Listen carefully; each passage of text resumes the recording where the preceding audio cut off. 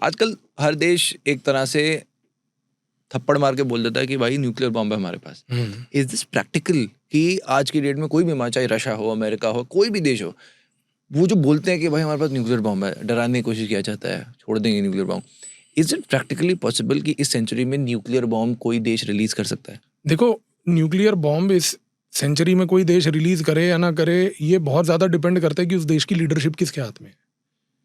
क्योंकि जब आपके देश में एक मैच्योर लीडरशिप होती है जो न्यूक्लियर वेपन का महत्व समझती है, वो चीज़ इतना जानती है कि it can act as a tool of deterrence. मतलब मुझे कई बार ये लगता है कि अमेरिका के कॉन्टेक्स्ट में एक मानसिक तौर से डिस्टर्ब्ड व्यक्ति, डोनाल्ड ट्रंप के हाथ में अमेरिका के न्यूक्लियर आर्सेनल का रिमोट कंट्रोल है। वो व्यक्ति जिसको अपने दिमाग के ऊपर भरोसा नहीं है कि मेरा दिमाग अगले मोमेंट में क्या बोलेगा, आप क्या उम्मीद कर सकते हो? मतलब कल को आप सोचो कि कहीं ऐसा सिनेरियो अगर कभी हो जाए कि if America only ends up in using a nuclear weapon against somebody, फिर आप तब क्या करोगे? सो यहाँ पर ये चीज़ हमें समझनी है। बाकी see the problem today is that these are temporary phases in world politics. A person like Trump will never come back again. His clone is being made ready, JD Vance, which is there, who's another filthy low class fellow. ठीक है, वो भी उसी की तरह व्यवहार करता है. But the fact of the matter is कि whether he will come back or not is a very great debatable issue. देखो, ये जो आप अगर कभी वर्ल्ड हिस्ट्री पढ़ते हो ना, तो वर्ल्ड हिस्ट्री में एक बड़ी इंटरेस्टिंग सा फीचर ये है कि जितने भी राइटिस्ट्स जो है ना, ये जब आते हैं ये रहते हैं कुछ समय, पर जब ये हटते हैं ना तो उसके बाद कम से कम 50-70 साल ये दिखते नहीं है फिर। तो let's see how the world unfolds. जैसे यू सेड कि वर्ल्ड वॉर 3 तो कहने की बात है, अगर एक आप मुझे रेलेवेंस ड्रॉ करके बताओ कि वर्ल्ड वॉर 2 में, जब वर्ल्ड वॉर 2 हुई थी, उसके साथ अगर हम देखने की कोशिश करें या समझना चाहें कि वर्ल्ड वॉर 2 इन हालातों में हुआ जिसकी वजह से वो होना ही था, और आज के टाइम पे वो चीज़ जैसे आप बता रहे हो इज नॉट प्रैक्टिकली पॉसिबल। नहीं, उसका सबसे बड़ा रीजन ये है, देखो सर, वर्ल्ड वॉर 2 इस रीजन से हुई थी because the way the world war 1 was settled had created the conditions for world war 2.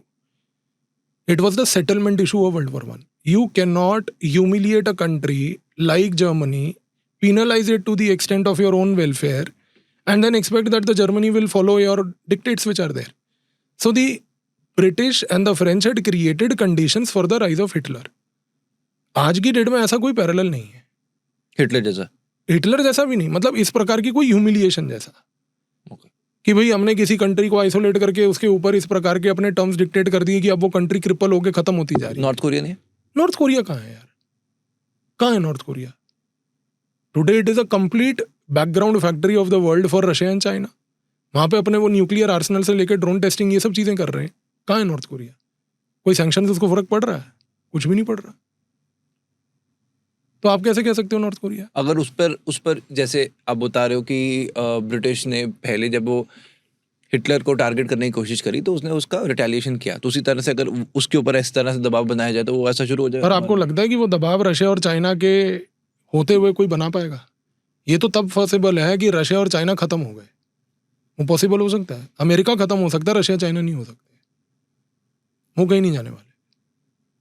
मैं फिर वही आपको बोल रहा हूँ, Russians, Iranians, these are battle hardened people. Soviet Union था सर वो 1925 से लेके 1991 तक।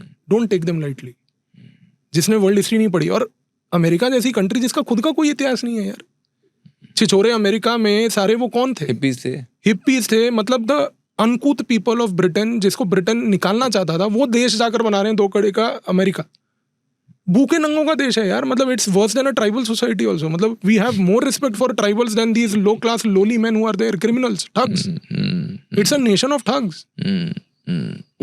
आप ये जरूर डिबेट कर सकते हो कि नहीं यार देखो उन्होंने वर्ल्ड पावर बना ली। सर, वर्ल्ड पावर उन्होंने अपने दिमाग से नहीं बनाई, उन्होंने पूरे वर्ल्ड का ब्रेन ड्रेन करा के बनाई है।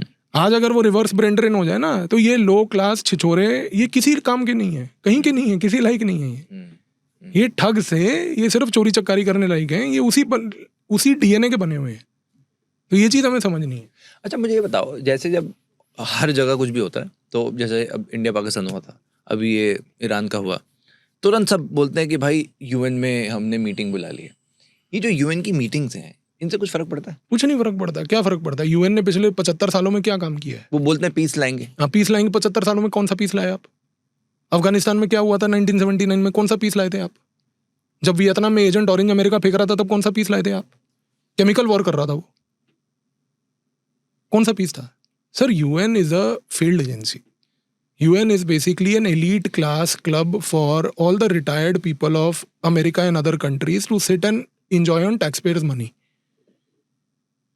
ठीक है ना, जैसे हमारे यहाँ पर इंडिया में वो राज्यसभा की सांसद मिल जाते हैं ना बंदे को, nominated member to the Rajya Sabha या स्टेट से राज्यसभा में भेज दिया कि जा चिल मार अब जाके, तू हो गया 4 टर्म का MLA, अब जाके चिल मार. तो वो है, वो राज्यसभा है वहाँ का, वो इंटरनेशनल लेवल का. कुछ नहीं करना उन्होंने. They will not do anything. So don't have any hopes from the United Nations कि वो कुछ करेंगे. उनका इतिहास देख लो, उन्होंने कुछ नहीं किया है. तो उम्मीद लगा के बैठना कि आगे कुछ होगा, मतलब वो फिर आपकी उम्मीद ही है. बैठे रहो उसमें. IMF पाकिस्तान को पैसे क्यों देता है? भाई वो तो इसलिए देता है क्योंकि अमेरिका चाहता है वो सस्टेन करने को स्टेट. क्योंकि अमेरिका का इंटरेस्ट है कि पाकिस्तान सर्वाइवल हमेशा उसका बना रहे. क्योंकि जब तक पाकिस्तान का सर्वाइवल बना रहेगा अमेरिका के इंटरेस्ट में. पहले उसको सोवियत यूनियन को टारगेट करना था, तब उसके इंटरेस्ट में था. आज उसको चाइना को टारगेट करना है, उसके इंटरेस्ट में. तो मैंने आपको क्या बोला, पाकिस्तान की identity is use and throw. दूध की थैली होती है, हम घर में दूध की थैली से दूध पलट लेते हैं पतीले में और थैली फेंक देते हैं. पाकिस्तान वो थैली है, फेंक दिया आपने, कचरे में गई वो. तो वो देश कचरे में पड़ा हुआ है, कचरा देश है, उसको इतना महत्व नहीं देना चाहिए हमें. क्या इसी वजह से ट्रंप ने सीज फायर किया? हो सकता था POK आ जाए इस बार. देखो POK अगर आपको लेना है, पहली बात तो सिंदूर या किसी मिलिट्री ऑपरेशन से नहीं होगा, वो होगा कोवर्ट एक्टिविटी से. जिस तरीके की कोवर्ट एक्टिविटी आपने ईस्ट पाकिस्तान में करी थी जिससे बांग्लादेश बना था, उसी तरीके से वो POK में भी काम होगा. वो वेदर POK हो या बलूचिस्तान हो या कोई भी एरिया हो. So military operation can nowhere work in this regard. तो हमारे यहाँ पर भी ये प्रॉब्लम हो जाती है कि हम कुछ ज़्यादा ही उत्तेजित हो जाते हैं कि जरा सा मिलिट्री ऑपरेशन हुआ और हमने फिर अपने ख्याली पुलाव बनाने शुरू कर दिए. और ये वही लोग हैं जो सिर्फ ये कीबोर्ड वॉरियर्स हैं, मतलब ये डिजिटल पत्थरबाज कहता हूँ मैं इनको. क्योंकि इन लोगों को अगर बोलो ना कि जाके सेना के साथ खड़े हो जाओ वहाँ पे बॉर्डर पे, तो ये कहीं नहीं आने वाले. इनसे डिजिटल पत्थरबाजी करा लो. हम POK लेके नहीं आए, तू चले जा, जाके लिया जाएगा, करेगा काम वहाँ पे. कोवर्ट ऑपरेशन के लिए ट्रेन करके भेजें तेरे को? हैसियत है तेरी? क्या नहीं खाता सुबह से रात और तेरे को बातें करनी है POK की? तो इन लोगों को ज़्यादा आप इंपॉर्टेंस मत दो यहाँ पे. सरकार को पता है, मिलिट्री को पता है वो क्या कर रहे हैं. These kind of cheap people in India will not tell कि हमें POK लाना है या नहीं लाना है. Government knows very well what to do. क्या इसमें, जैसे आप बता रहे हो कि America is obviously supporting Pakistan हर एंड में, तो क्या अमेरिका अपने फायदे के लिए कभी कश्मीर को आने वापस नहीं देगा? देखो मुझे तो नहीं लगता कि अमेरिका कभी भी चाहेगा कि कश्मीर प्रॉब्लम सॉल्व हो. राइट. उसका सिंपल रीजन है ना, उसको वेपन बेचने हैं. राइट. अमेरिका बनिया है, उसको सामान बेचना है. वो आपको कुछ भी कह के बेचेगा. आप रात को बनिया की दुकान पे चले जाओ, अंकल दूध है बेटा, एक ही थैली रह गया, आज ले जा, और अगर नहीं लेके गया ना तो अगले 2 दिन दूध नहीं आएगा. राइट. अगले दिन सुबह गाड़ी खड़ी होगी दूध की. लेकिन वो बनिया है, उसको बेचना है. वो आपको मूर्ख बनाएगा. अमेरिका वही है, बूम बेवकूफ बनाता है आपको. कभी कहेगा कि देखो तुम्हारे को कश्मीर में प्रॉब्लम है, कभी कहेगा तुम्हें देखो चाइना के साथ प्रॉब्लम है. उसको अपने वेपन बेचने हैं, वो बेच रहा है.